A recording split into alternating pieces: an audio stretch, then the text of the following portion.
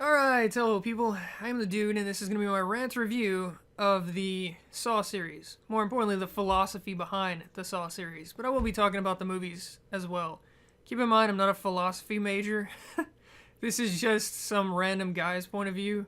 I'm not an expert. Okay, so the idea behind the Saw series, at its core, is that a life without meaning has no purpose. It shouldn't exist, basically. If you can't justify your existence, you shouldn't have one. The counter argument to that is nihilism, that there is no meaning to life. There is no meaning to our existence, which means it's impossible to justify it. Both arguments could be argued until the end of time. They both, at the very least, seem like valid arguments, depending on how you look at it, depending on your point of view. The Saw series starts out with that one message, and it kind of branches out from there into, like the individual versus the community. Sacrificing yourself for others, or not so much. Sacrificing others, well-being for yourself, selfishness. What else? Vices, how vices can destroy your life, how you can be consumed by them. Lots of basic themes, but they go to extremes in the Saw series. Obviously, they take it to the far extreme as far as they can.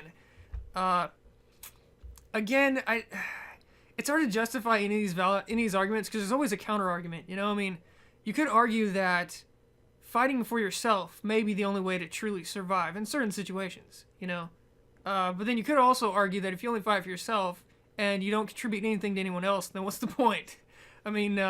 Survival in and of itself isn't enough, I guess, for some people.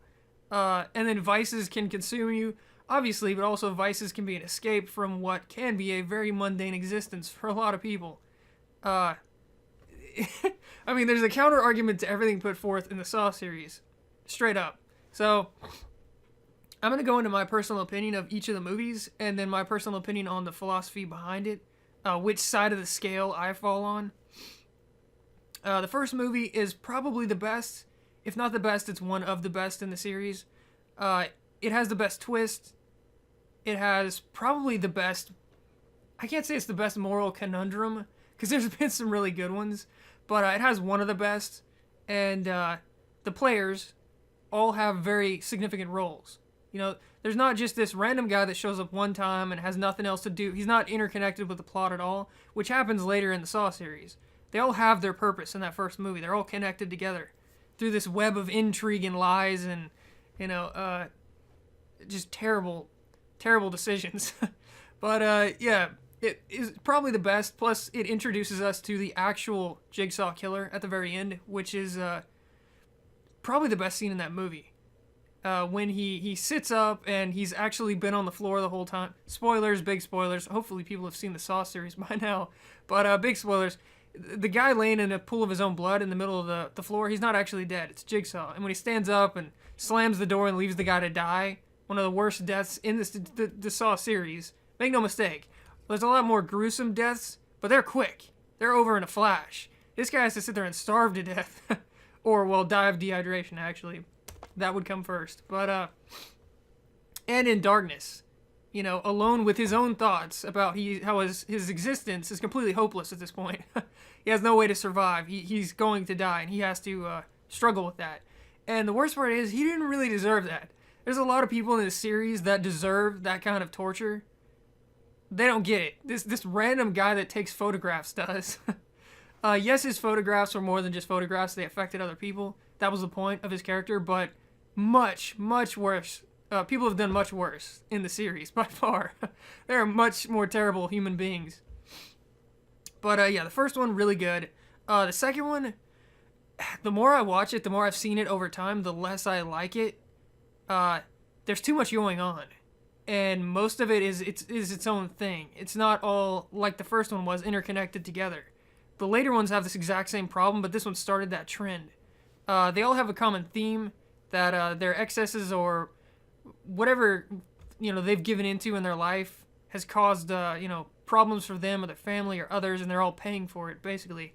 And the father, the one who's trying to rescue his son, is he's caused, at the very least, he's helped create their problems. He hasn't done anything to save them. You know, he's been contributing to it. He hasn't done anything to help them. So, you know, the moral, I guess, there, it's sound, it makes sense, but at the end of the day, it's like about this guy, and then it's about that guy, and it's about her, and it's about him, and they're all over the place, you know?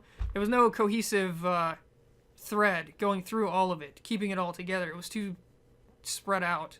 And the ending, it was one of those, you know, surprise endings like the Saw series is great at, but it wasn't one of the better ones, honestly.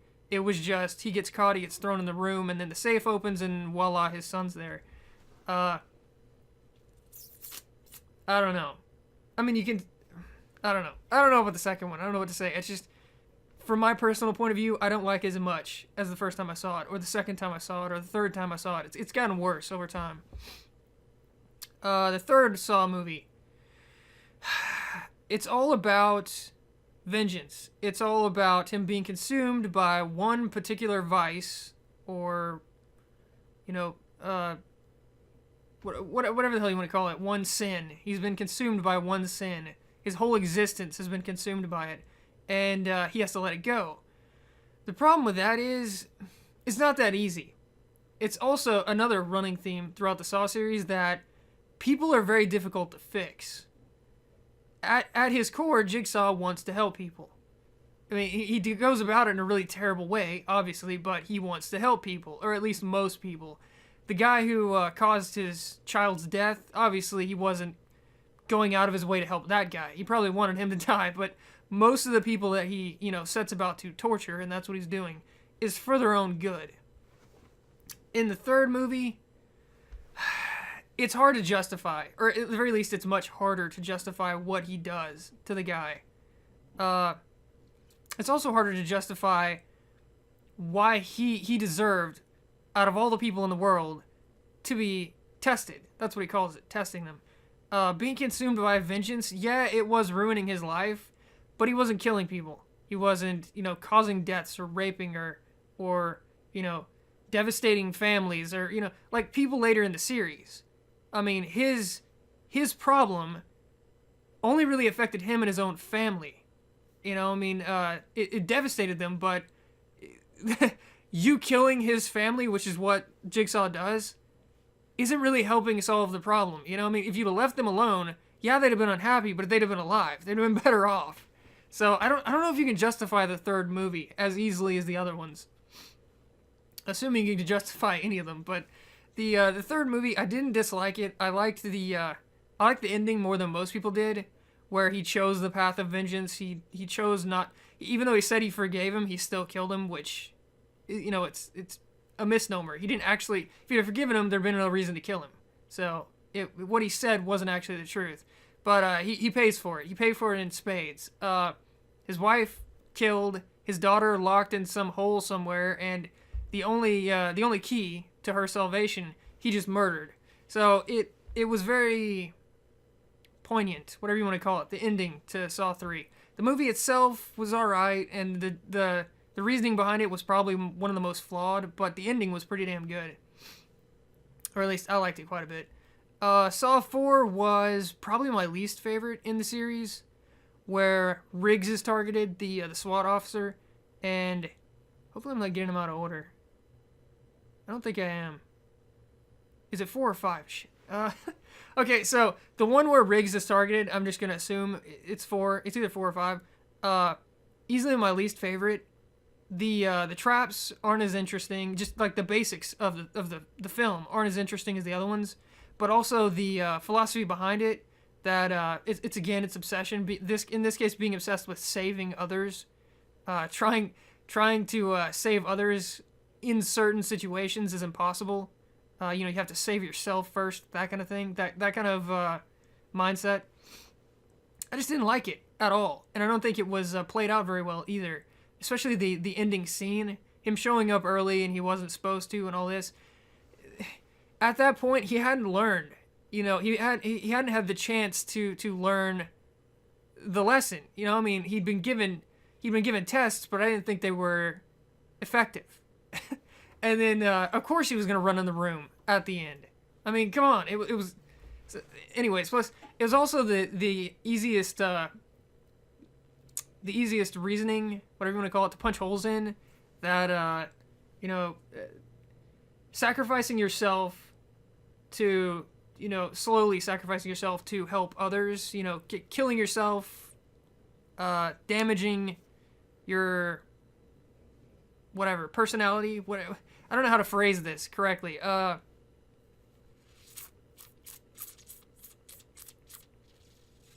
Giving too much of yourself to help others, that kind of thing, is damaging, is an exercise in futility. I don't know how to justify that one, honestly. If that's what someone wants to do, and in this case, be obsessed with, then there could be much worse things. That's what I'm trying to get at. There could be much worse things to be obsessed about.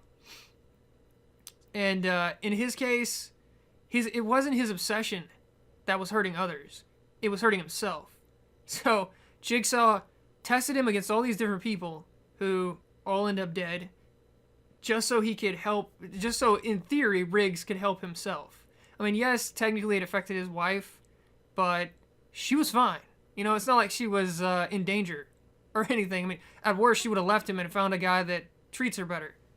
There was no real justifiable reason behind the fourth movie, honestly, or at least I didn't see it. The fifth movie has, by far and away, the best ending. By far and away, the best ending. I don't think many people would disagree with that at this point. The glass coffin trap. He was supposed to be the one in the coffin, but what's his name? The third Jigsaw accomplice, the guy that used to be a cop. I can't remember his name right now, as far as in the movie goes. But he ends up in the coffin, and then Strom gets squished by the walls. Oh, that by far and away one of the best traps, and definitely the best ending. It's a surprise what's gonna happen. And once he's in the coffin and the walls start closing, it's painful. But beyond that, people hate the fifth one because of the I think it's too gruesome, or it has less of moral behind it than the other ones do. I mean, there is a moral in 5. It's that the individual is less important than the community, or put others before yourself, or however you want to phrase it. And I think it's much more justifiable to consider that a reason to put people in traps, that they're just straight up selfish, than it is for what was in the fourth movie or in the third movie, where really all they're doing is affecting themselves. These people are sacrificing everyone else around them, for their betterment, basically. So I'd say the people in the fifth movie were very easily justified. It's very easily justifiable why they were there. Whereas the third and the fourth movie, I don't know, not so much. But yeah, it also had some of my favorite traps overall. The neck trap, where they're hooked into these wires, and if they can't get to the keys, they get sucked back into the trap. It cuts right to the heart of that particular, whatever you want to call it, problem with humanity. That people are selfish, inherently. People are selfish. Given the chance, they'll throw the guy next to him to the lions and, make a break for themselves, That one trap summed it up right there, that very first trap. The ones after that weren't quite as good, but, that one trap and then the one at the end with the glass coffin was really, really amazing. The sixth movie. The sixth movie, it's supposed to be like a return to the philosophy of the earlier movies. I didn't like it at all, in any way. The overarching theme is that, big business is bad. Who knew? Or that people will do whatever it takes to, climb the ladder of success, that kind of thing. In this case, he's an insurance exec, and he literally decides whether or not people's claims are accepted or not. At the end of the day, it can be very easily argued that insurance companies eventually have to cut someone off, right? They can't fundamentally be profitable if they pay for every single claim that comes in. especially to the point where, I mean, at that point, everyone would be claiming everything. Literally. They'd be sending in claims for the most ridiculous stuff ever, and if they accepted everything, they literally would go out of business. So they have to draw a line. You know, the company itself has to be profitable so it can help the other people. Right? So there is a counter argument to that movie. And I would argue that it's pretty justifiable. In the case of the movie itself, probably not. Like, the guy that he got screwed on a technicality, you know, he's literally going to die without this help. And because he didn't fill out one piece of paper or something like that, he's condemned to death. Obviously, that's a very extreme and obvious, example of what shouldn't be. But the idea behind it, it's very easy to punch holes in it, you know? Every business has to be profitable. They can't be throwing away money on everything. They can't, I mean, they literally wouldn't be in business at that point. So, yeah, plus the traps really weren't that good. The one where she has to crawl through the maze and she's getting burned by, gas or I mean, like heat, I think it's like hot water or whatever the hell it was. Something that's hot, some kind of vapor that's hot. Very uninteresting. The trap where they're like standing on they've got like nooses around the neck and they're standing on the edges or whatever, and he has to hold on to them. Very uninteresting. I mean, it serves the purpose of the film that now he has to literally choose who lives and dies, directly in front of him and see the cost that's involved. I mean, it made sense for the film, but as far as what the Saw series, makes money on, how just particularly nasty and inventive and clever the traps are, they really weren't that great in Saw 6. They were pretty bad. And then the ending was probably the worst. It's probably my least favorite in the Saw series, Saw 6, where the family of his victim, the guy I was talking about earlier, that he didn't file his claim, he didn't accept his claim, and he died of some kind of illness. I don't remember what it was. The family has his lives in their hands, and all they have to do is flip a switch, and he dies. At that point, whether or not he had learned anything was irrelevant. You see what I'm saying? Up to this point in all the Saw movies, right, it's usually about one person learning a lesson. Usually there's a whole bunch of people involved in traps, and they're all learning their own individual lesson, but the core of the movie, depending on which one you pick, it's a different person. It's all about one individual going through a progression of learning, of experience, of education, of whatever you want to call it. In this case, no matter what he learned throughout the movie, he was going to die at the end because it was out of his hands. And he could argue, like the movie does, that it wasn't his test, that it was the family's test, but they hadn't learned anything either because they didn't go through the progression that he did. They just sat in a cell the whole movie. So, regardless of how you look at it, one person was there to learn something, and then it had no impact on the ending, and the other people didn't learn anything at all. All they had to do was flip a switch and someone dies. So it really broke with the formula of Jigsaw and the series itself, and I didn't like it. It had no continuity with the rest of the series. So yeah, it didn't make any sense. Saw 3D was it's the most recent one I've seen. I actually didn't see it when it came out. It was really stupid. They tried to bring Jigsaw's wife into the picture, and they gave Jigsaw's accomplice a reason to hunt her down because Jigsaw gave her a test for him, and he got out of the test. He didn't actually die like he was supposed to, and now he's hunting her down or whatever. But again, just like the ending of 6, it breaks with the formula of the rest of the movie. No one is learning anything. All these torturous deaths, and they're all meaningless now. It's just because, And worst of all, usually when someone dies in this series, they're not innocent. They've done something wrong, and they either refuse to accept it, or they're still an evil person at their core. There was a reason that they bite it. In 6, people are dropping left and right that have nothing to do with the vices of the series.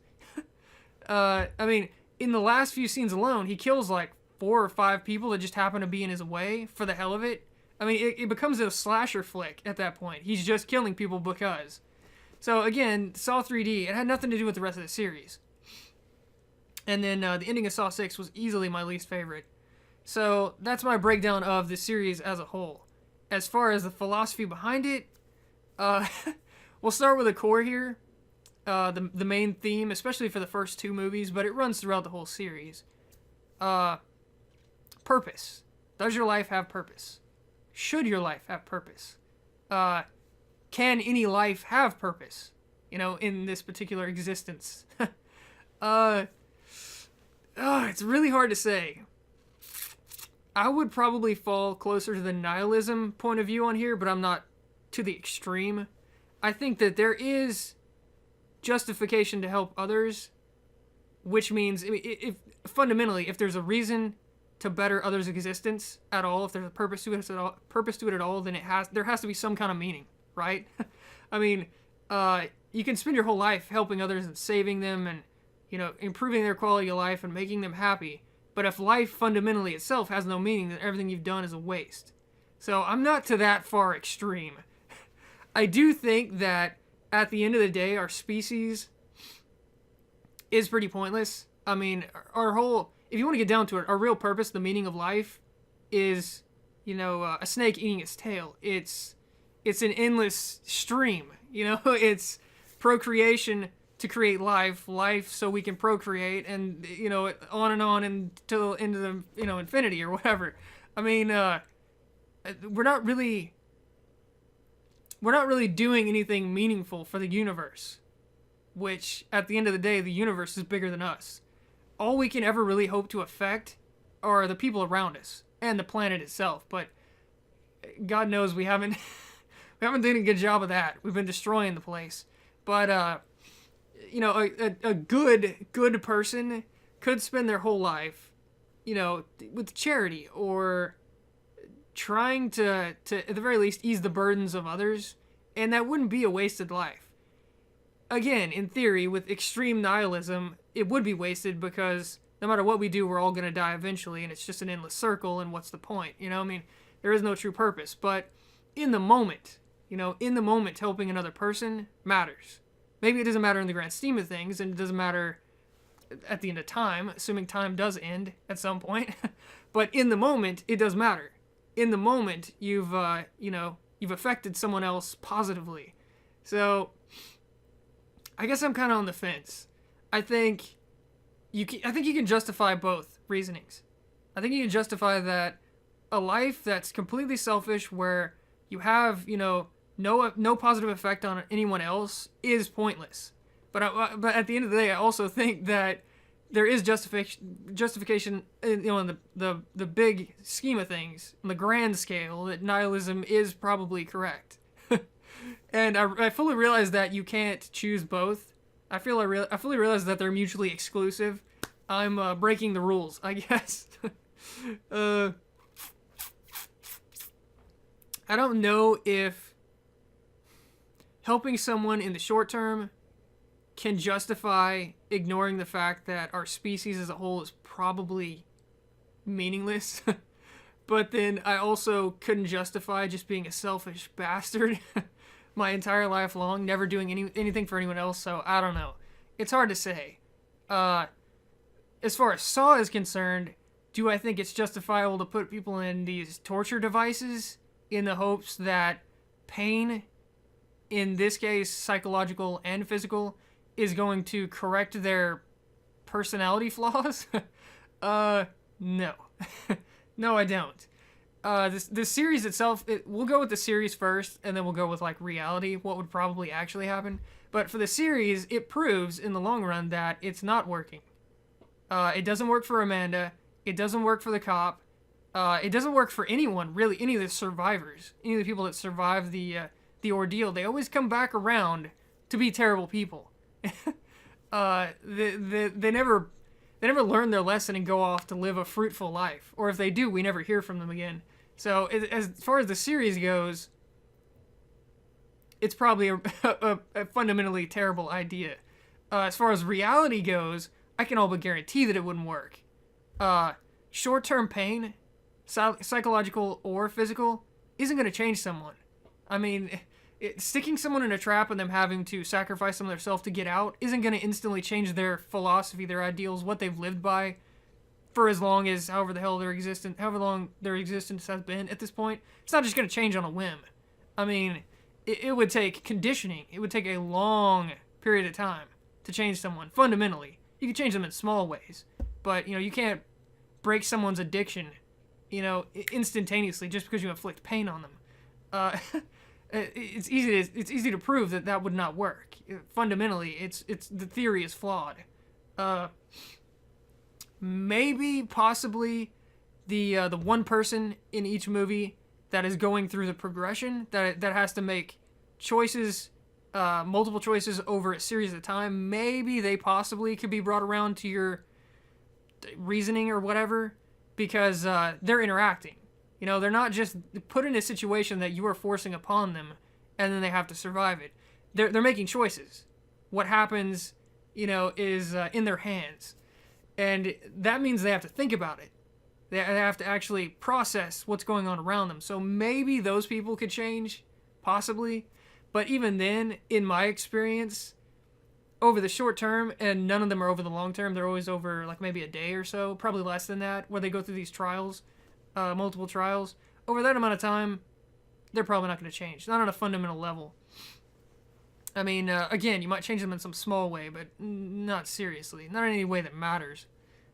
In my experience, it takes something devastating and something, at the very least, something that cannot be recreated to, fundamentally change someone. So, I don't know. I think the Saw series isn't justifiable, but I also think that it's interesting. It's trying to be more than just a horror movie. It's, at the very least, they're trying. I mean, you take any other horror movie, and most of the time, they'll have some kind of overarching theme that may or may not be a parody of something that's happening in real life. But as far as the movie itself goes, it's just slashing and hacking and blood and gore and bits and, bad things. Every step of the way, for the most part, especially in the earlier Saw movies, they're trying to teach you something, or they're giving you the opportunity to learn something. So there is a moral here, and it's not as ambiguous as it is in a lot of other movies.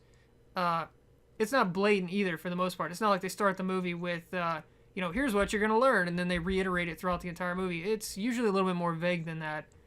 A little bit more cryptic, so you can figure it out for yourself. Again, when you sink your teeth into something, you're more likely to believe it than if you're just told. If you learn it for yourself, you're much more likely to integrate it into your thought process or whatever. So I don't hate the series. I hate the last movie, which is hopefully the last one. I don't think they can do anything at this point. I think it should be over. It probably won't be, because obviously they can still make money on it. But I don't think it's ever going to have any real success on any level other than this is just another slasher flick. So I don't really care about the series at this point. But barring the last one, barring Saw 3D, I didn't hate the series. I liked it quite a bit for the most part. So much so that I've actually watched all of them multiple times, which I can't say about most series. Usually it's once over and that's it. The Saw series, you can go back and you can try to piece things together and see if there's some hidden meaning behind things. Stuff like that. Give it a second chance. Give it a second look. That kind of thing. So, yeah. And I didn't hate the villain either. Jigsaw's very ambiguous. He's very like master pupil. He's like, it's like a teacher-student relationship with him and everyone, including the audience. He's always up here, on some moral high horse, and everyone else is down here, trying to catch up. And it's entertaining. Just the fact that he has a personality, that he has a purpose other than just go kill people. I mean, just that alone is interesting. Okay, so this particular rant has gone on long enough. I'm going to cut out quite a bit of what I just spent probably 10 minutes ranting about, because it went off on a tangent. I'm going to try to get back on track here, and I'll edit this into the end of the video. The last thing I'm going to do is talk about the characters themselves, what I thought of them. We'll go over the ones I actually liked first, and it should have been pretty obvious at this point, but I liked Jigsaw's character quite a bit. I liked Danny Glover's character, although he wasn't around long enough. He could have been a really, really good good guy. I don't know, his obsession was interesting, and they could have done a lot more with it. Strom's character basically replaced Danny Glover's character. They're very similar, although Danny was more obsessed than Strom was, but they were the same type of character, and for the same reason, I like Strom's character. Although at least he got that amazing death scene, so that's something. Those are the only real characters I would say were favorites of mine, whatever the hell you want to call it, for this series. The ones I didn't like, there were quite a few. All of the accomplices I couldn't stand. What is his name? Cary Elwes, the doctor. His character was fine in the first movie. I don't think he was accurately portraying what his character was feeling for most of those scenes. I don't think he did a great job in the first movie, but it wasn't terrible. But bringing him back for Saw 3D was just stupid. Made no sense at all. Had all kinds of problems with it. So overall, I can't stand his character. Amanda being Jigsaw's nursemaid and then pseudo replacing him was a terrible idea. Not only is she not Jigsaw, which immediately there has to be a comparison. If you're going to replace one with the other, there has to be a comparison. She's not Jigsaw. She's just a weak personality, period. She wasn't bringing that same intensity that Jigsaw was. She's just... period. She wasn't as interesting a character as Jigsaw was. So, I hated Amanda's character. They didn't really need to do anything else with her character once she was a junkie, she was in the trap, she made it through, and she learned her lesson and... whatever. Became a better person, in theory, although that didn't actually happen. But, in theory, that could have been the end of her character right there, and it would have been fine. They didn't need to do more with it, but they wanted to get rid of Jigsaw for whatever reason.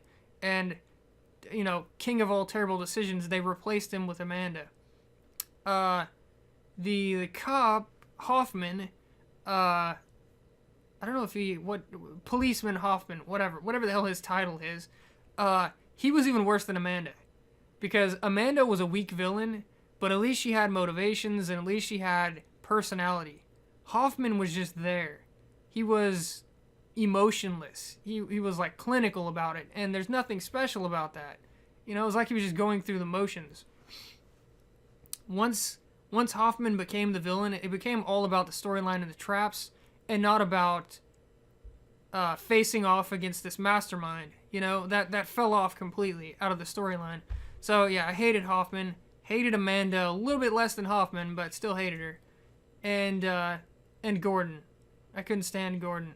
There's a lot of bit characters that I didn't like. Like I didn't like Riggs' character; he was too one-dimensional. The other agent, what is her name? Agent something or another. The one that's in the trap where it like rips open her rib cage. Her character was really boring and added nothing to that movie, other than her death scene. Who else? I'm trying to think.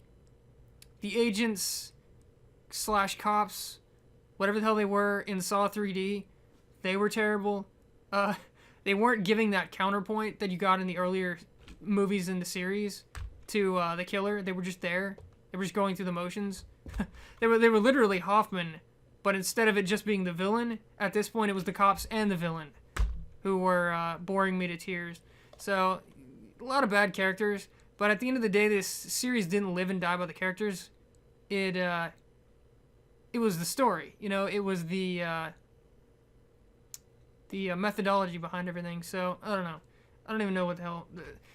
Bottom line, I didn't hate the Saw series. I think there's plenty of people that love it for the graphic nature of it, and that's fine. Horror movies, that's part of horror movies, shock value. And there's a lot of people that just absolutely hate it for the exact same reason, the gore value. I would say that you're watching the wrong genre. I mean, as much as I agree that the best horror movies aren't about gore, the truly greats in the horror genre aren't about gore at all. That is true, but the genre itself, gore has a place, because gore, for a lot of people, is scary. And horror movies fundamentally are about scaring people or disturbing them at the very least. So gore has its place.